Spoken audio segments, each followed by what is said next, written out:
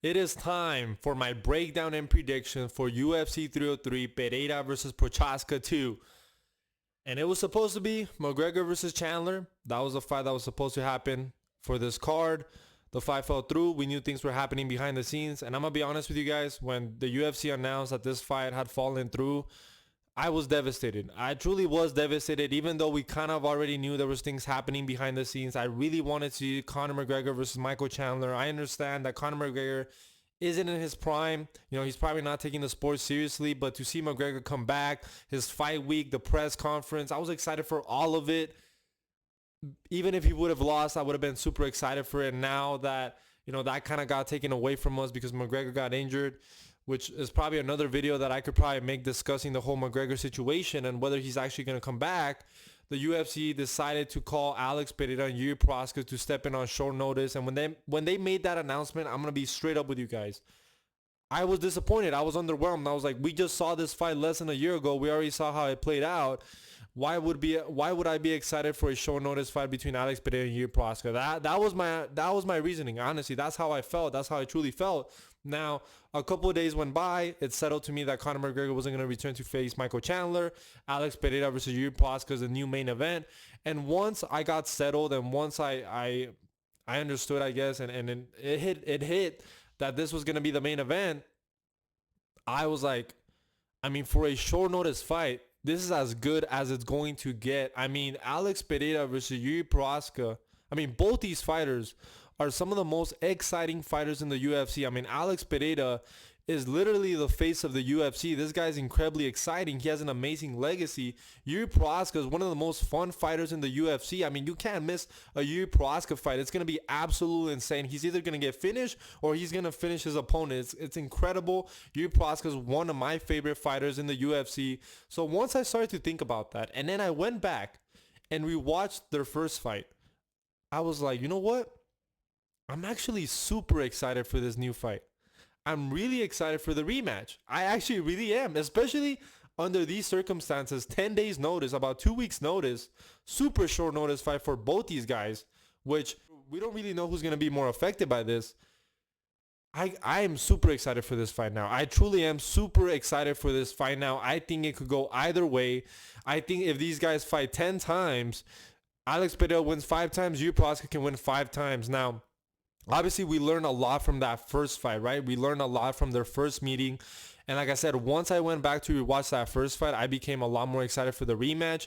And one of the reasons why I became a lot more excited for the rematch is because I remember Alex Pereira, dropping him in that second round, finishing him. I remember Alex Pereira, destroying Yuri Prochazka's legs in that first round and having a lot of success from range. But once I went back to rewatch the fight, I realized that actually Yuri Prochazka had a lot of success in that fight and that the fight was actually pretty competitive. Like, it was a very, very competitive fight. And you can make an argument that Yuri Prochazka was winning the fight up until he got drawn by Alex Pereira. Like, I know that first round was very competitive because Alex Pereira landed the more damaging blows with the low kicks, but Yuri Prochazka still landed some shots. He got the takedown, landed some ground and pound shots on Alex Pereira. So you can make a solid argument that Yuri Prochazka had won that first round.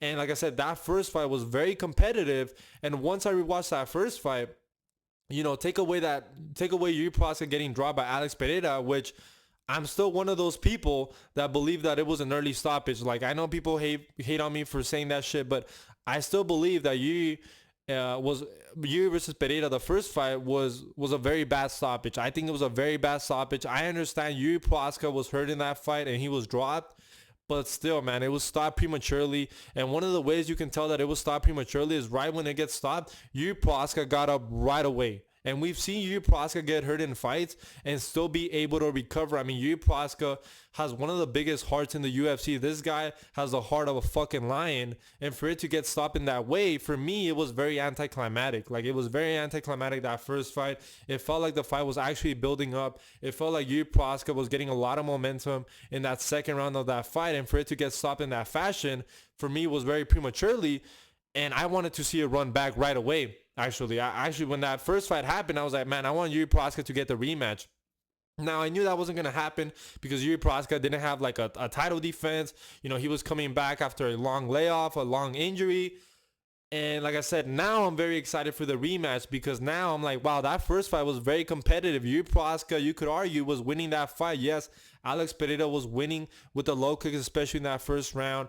And Yuri Prochazcha wasn't really able to deal with him. But anytime Yuri Prochazcha was able to pressure Alex Pereira and throw his right hand and pressure Alex Pereira up against the fence and let go of his hands, he actually was starting to have a lot of success and was actually landing combinations on Alex Pereira. And I think he was doing very well in that fight. I actually think he was doing very well, which is why now I'm like, man, you could make a solid argument for Yuri Prochazcha winning this rematch. Like, if you guys are picking Yuri Prochazcha to win this rematch, I don't fucking blame you. Now, I'm not picking Yuri Prochazcha to win the fight. I can't pick him. I'm going to be honest. I can't pick Yuri to win this fight because I've been doubting Alex Pereira for far too long now. I mean, I pick Yuri to win that first fight. I picked Jamal Hill to win his fight against Alex Pereira. You know, Alex Pereira won those two fights. And one of the biggest reasons why I just can't pick Alex Pereira is because one of the biggest reasons why I was picking against Alex Pereira in his fights, one, I wasn't too impressed with his fight against Jan Blachowicz. I was like, you know what? His power doesn't translate at 205, and I feel like he might have durability issues against some of these heavy hitters at 205, which has not been the case, right? Because against Yuri Prochazcha, he took some big shots in that fight, and Alex Pereira's chin hold up. I mean, against Jamal Hill, it was a very clean performance, but up to this point, Alex Pereira hasn't shown any weaknesses with his chin besides that Israel Adesanya fight. You know what I'm saying? And in that Israel Adesanya fight, one of the reasons why Adesanya has so much success is because he's a lot slicker of a counter striker than somebody like Yuri Prochazcha, somebody like Jamal Hill, somebody like Jan Blachowicz. None of these guys have the finesse or speed of somebody like Israel Adesanya. So I just think stylistically, somebody like Israel Adesanya could always be dangerous to somebody like Alex Pereira. And even in those fights, like most of the time where that fight was like on the feet, Alex Pereira was winning those rounds. You know what I'm saying? Like, I know that first fight was very competitive, and Adesanya won that first round because he hurt Pereira at the end of that first round. But man, anytime the fight was on the feet for a long period of time, Alex Pereira was getting the better of Israel Adesanya. So I've learned that you can't stand with somebody like Alex Pereira. You can't stand with this guy from range and win a kickboxing battle. You're just not going to win, which is why I can't pick him, because I just don't think Yuri Prochazcha is going to be able to make the adjustments on short notice to be able to counter the leg kicks, to be able to counter the power. And we saw that Yuri Prochazka in his fight against Alexander Rakic, he was getting absolutely whooped by Rakic. I mean, Rakic was landing the low kicks, he was landing the right hand, was landing the shots, but Yuri Prochazka has autism and has an amazing chin and was able to eat the punches. But we've seen that Alex Pereira just has a different level of power at 205 than somebody like Alexander Rakic. And like I said, Yuri Prochazka fought the same way he always fights against Alexander Rakic. Like, he didn't show any adjustments in that fight for me to be confident to pick Yuri Prochazka to win this fight. However, Yuri Prochazka can definitely win this fight. Like I said, I think this is a 50-50 fight. I'm not going to be surprised here if Yuri Prochazka goes out there and knocks out Alex Pereira, because I think that if Yuri Prochazka is able to mix the takedowns and land the right hand and be able to deal with the pressure and make it kind of a dirty, unpredictable fight and kind of overwhelm Pereira, I think he can win this fight. I honestly think so. And we don't know who is going to be more affected by this short notice replacement thing, because we know Yuri Prochazka is always training. He's in the woods. He's always practicing. This is not a guy that's out there partying. Alex Pereira is also not a guy that's out there partying, but he's been doing a lot more media. You know, he was in Australia promoting shit. You know, he was probably going to fight at UFC 305. So Pereira, you know, he's been traveling. He's been doing shit. I mean, I know he still trains a lot and consistently, but we don't know if that's going to affect him, the short notice shit. Now, like I said, I think the guy that needs to make adjustments in this fight is Yuri Prochazka, and I just don't see him doing that. I just don't think he has a style that is open for adjustments. Now, like I said, he can go out here and land that one punch, that right hand on Alex Pereira, and it could be over. You know, like, I'm not going to be surprised, which is why I'm very excited for this fight, because I believe that it could be very competitive, and I hope that we get an extended fight and that we actually kind of see a war. And I hope we also don't get fucking Mark Goddard to stop the fight early. Like, I think this is going to be a very exciting rematch. But like I said, I just have to pick Alex Pereira because now he's acclimated for the weight class.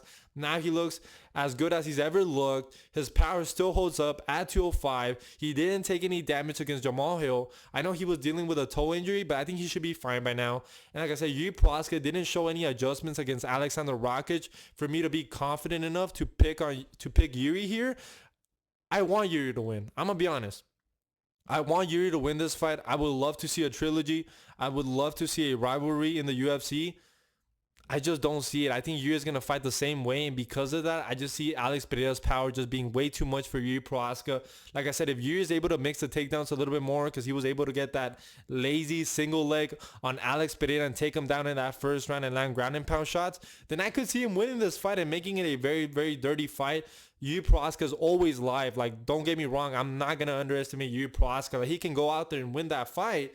And I even picked him in that first fight for that very same reason because I was like, you know what, Yuri Prochazka is way too unpredictable. He has power. He has a great chin. He has the heart of a lion.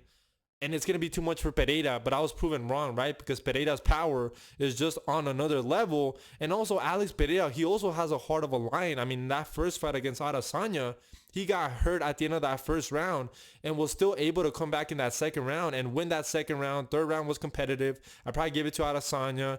Fourth round, I gave it to Adesanya. So even though Adesanya was up in the rounds, like, Pereira was still able to keep his composure and his power still holds up in the fifth round. You know what I'm saying? So that's something very important here. It's not like we've seen Alex Pereira gas out and, you know, fade and not have the same sting on his shots or have that same pop or with his power or shit like that. You know what I'm saying? Like, Alex Pereira is always live from round 1 to round 5.